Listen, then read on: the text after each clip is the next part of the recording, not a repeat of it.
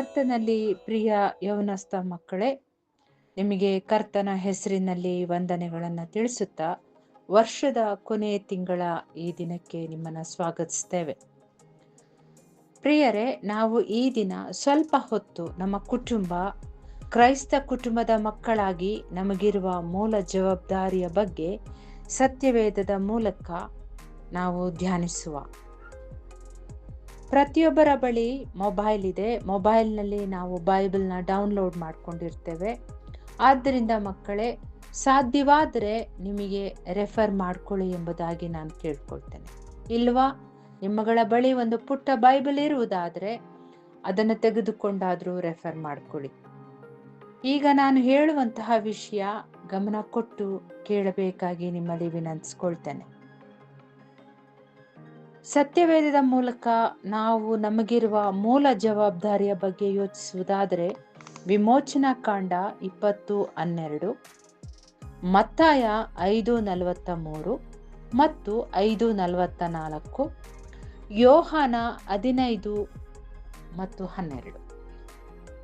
ಪ್ರಿಯ ಮಕ್ಕಳೇ, ಈ ಮಾತುಗಳನ್ನು ಕರ್ತನು, ಸೇನಾಧೀಶ್ವರನಾದ ಯೆಹೋವನು ಬೆಟ್ಟದ ಮೇಲೆ ಬೆಂಕಿ, ಮೋಡ, ಕಾರ್ಗತ್ತಲಿನ ಮಧ್ಯದೊಳಗಿಂದ ನಮ್ಮ ಸರ್ವ ಸಮೂಹಕ್ಕೆ ಕೇಳಿಸುವಂತೆ ಮಹಾಸ್ವರದಿಂದ ನುಡಿದಿದ್ದಾನೆ.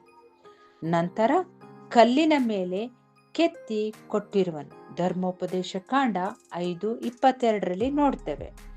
ವಿಮೋಚನಾ ಕಾಂಡ 20:12 ನಿನ್ನ ತಂದೆ ತಾಯಿಗಳನ್ನು ಸನ್ಮಾನಿಸಬೇಕು, ನೀವು ಸನ್ಮಾನಿಸುವುದಾದರೆ ದೇವರು ಕೊಡುವ ಆಶೀರ್ವಾದಗಳು ಅಗಾಧ. ಹೌದು ಮಕ್ಕಳೇ, ನಿನ್ನ ತಂದೆ ತಾಯಿಗಳನ್ನು ಸನ್ಮಾನಿಸು ಎಂಬುವಂತಹ ಆಜ್ಞೆ ಸೇನಾಧೀಶ್ವರನಾದ ತಂದೆಯಾದ ದೇವರು ನಮಗೆ ಕೊಟ್ಟಿದ್ದಾನೆ. ಅಲ್ಲಿ ನಾವು ನಮ್ಮ ತಂದೆ ತಾಯಿಗಳನ್ನು ಸನ್ಮಾನಿಸುವುದಾದರೆ ಕೊಡುವಂತಹ ಆಶೀರ್ವಾದಗಳು ಅಗಾಧವಾಗಿರುತ್ತದೆ ಮಕ್ಕಳೇ. ಸನ್ಮಾನಿಸಿದರೆ ನಿಮ್ಮ ದೇವರಾದ ಕರ್ತನು ನಿನಗೆ ಅನುಗ್ರಹಿಸುವಂತಹ ದೇಶದಲ್ಲಿ ಬಹುಕಾಲ ಬದುಕುವಿರಿ, ನಿಮಗೆ ಮೇಲಾಗುವುದು.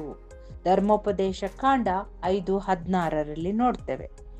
ಎರಡನೇ ವಿಷಯ, ಎಲ್ಲಾ ವಿಷಯಗಳಲ್ಲಿ ತಂದೆ ತಾಯಿಯ ಮಾತನ್ನ ಕೇಳುವುದಾದರೆ ಇದು ಕರ್ತನ ದೃಷ್ಟಿಯಲ್ಲಿ ಮೆಚ್ಚುಗೆಯಾಗಿದೆ. ಹೊಸ ಒಡಂಬಡಿಕೆ ಕೊಲೋಸೆಯಲ್ಲಿ 3:20 ನೋಡ್ತೇವೆ ಮಕ್ಕಳೇ. ಮೂರನೇದಾಗಿ, ನನ್ನನ್ನು ಪ್ರೀತಿಸಿ ನನ್ನ ಆಜ್ಞೆಗಳನ್ನು ಕೈಕೊಂಡು ನಡೆಯುವವರಿಗೆ 1000 ತಲೆಗಳವರೆಗೂ ದಯೆ ತೋರಿಸುವವನಾಗಿದ್ದೇನೆ ಎಂಬುದಾಗಿ ಪರಾತ್ಪರನಾದ ತಂದೆಯಾದ ದೇವರು ನುಡಿದಿದ್ದಾನೆ. ಧರ್ಮೋಪದೇಶ ಕಾಂಡ 5:10. ಹೌದು ಮಕ್ಕಳೇ, ಎಂಥ ಸುಂದರವಾದಂತಹ ಅದ್ಭುತವಾದಂತಹ ಆಶೀರ್ವಾದವನ್ನ ನಾವು ನಮ್ಮ ತಂದೆ ತಾಯಿಗಳನ್ನು ನಾವು ಸನ್ಮಾನಿಸುವುದಾದರೆ ನಾವು ಹೊಂದುವವರಾಗಿದ್ದೇವೆ. ಕ್ರೈಸ್ತ ಮಕ್ಕಳಾಗಿ ನಮಗಿರುವಂತಹ ಮೂಲ ಜವಾಬ್ದಾರಿ ಮೊದಲನೇದಾಗಿ ನಮ್ಮ ತಂದೆ ತಾಯಿಗಳನ್ನು ನಾವು ಸನ್ಮಾನಿಸಬೇಕಾಗಿದೆ. ನಾವು ಸನ್ಮಾನಿಸದಿದ್ದರೆ ಏನಾಗುತ್ತೆ ಎಂಬುದಾಗಿ ನಾವು ಯೋಚಿಸಬಹುದು. ಅಲ್ಲಿ ದೇವರು ಬಹಳ ಸ್ಪಷ್ಟವಾಗಿ ಸತ್ಯವೇದದಲ್ಲಿ ಹೇಳಿದ್ದಾರೆ, ಒಡೆದವನಿಗೂ ದೂಷಿಸುವವನಿಗೂ ಮರಣ ಶಿಕ್ಷೆಯಾಗಬೇಕು. ತಂದೆ ತಾಯಿಯನ್ನ ಹೊಡೆದವನಿಗೂ ದೂಷಿಸುವವನಿಗೂ ಮರಣ ಶಿಕ್ಷೆಯಾಗಬೇಕು. ವಿಮೋಚನಾ ಕಾಂಡ 21:15 ಮತ್ತು 17 ನಾವು ನೋಡುವವರಾಗಿದ್ದೇವೆ ಮಕ್ಕಳೇ. ಹೊಸ ಒಡಂಬಡಿಕೆಯಲ್ಲಿ ನೋಡುವುದಾದರೆ ತಾಯಿ ತನ್ನ ಮಕ್ಕಳನ್ನ ಎತ್ತು ಪೋಷಿಸುತ್ತಾಳೆ. 1 ಥೆಸಲೋನಿಕ 2:7 ನಮ್ಮ ಕರ್ತನಾದ ಯೇಸು ಸ್ವಾಮಿಯು ಸ್ವತಃ ಕಾರ್ಯತಃ ನಮಗೆ ಮಾದರಿಯಾಗಿರುವ ಮಕ್ಕಳೇ.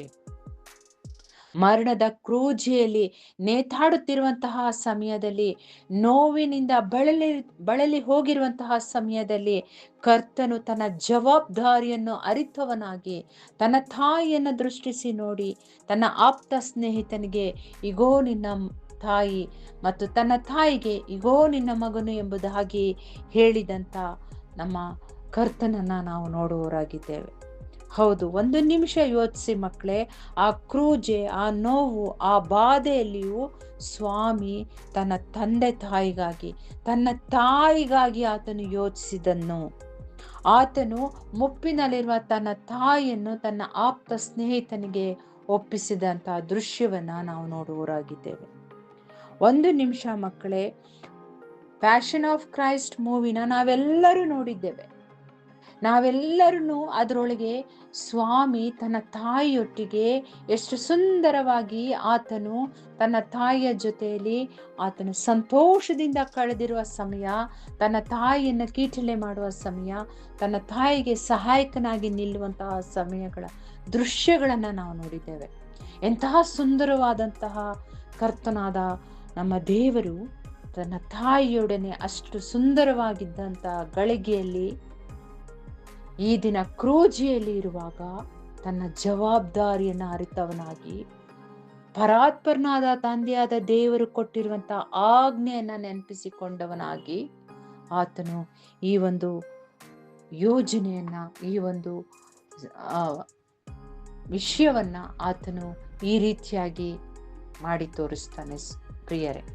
ಹೌದು ಮಕ್ಕಳೇ, ಬೆಳೆದು ನಿಂತಹ ಮಗನಾದರೂ ತಾಯಿಯೊಂದಿಗಿನ ಬಾಂಧವ್ಯ, ಪುಟ್ಟ ಮಗುವಾಗಿಯೂ ಜವಾಬ್ದಾರಿಯುತ ಮಗನಾಗಿಯೂ ಯೇಸು ಸ್ವಾಮಿಯನ್ನ ನಾವು ಈ ಎರಡು ರೀತಿಯಲ್ಲಿ ನಾವು ಕಾಣ್ತೇವೆ.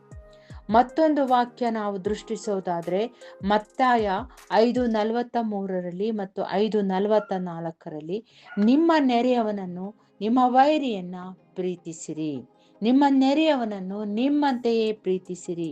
ಹೌದು, ಫಿಲಿಪ್ಪಿ 2:12, 2:1-2 ಮತ್ತು ಮತ್ತಾಯ 5:7 ಮತ್ತು ಫಿಲಿಪ್ಪಿ 2:4 ಅಲ್ಲಿ ಪ್ರೀತಿ ಇದೆ. ಮತ್ತಾಯ 5:9 ನಾವು ಆಶೀರ್ವಾದವನ್ನು ನೋಡುವವರಾಗಿದ್ದೇವೆ.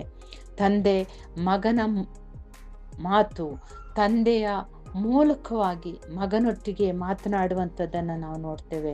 ಎಫೆಸ 6:1 ಮತ್ತು ಎಫೆಸ 5:9 ನಾವು ಕ್ರಿಸ್ತನಲ್ಲಿದ್ದು ಬೆಳಕಾಗಿದ್ದೇವೆ, ಬೆಳಕಿನವರಾಗಿ ನಡೆದುಕೊಳ್ಳಬೇಕಾಗಿದೆ. ಹೌದು ಪ್ರಿಯರೇ, ನಾವು ಇಡುವಂತಹ ಪ್ರತಿ ಹೆಜ್ಜೆಯು ಆಶೀರ್ವಾದದಾಯಕವಾಗಿರಬೇಕು.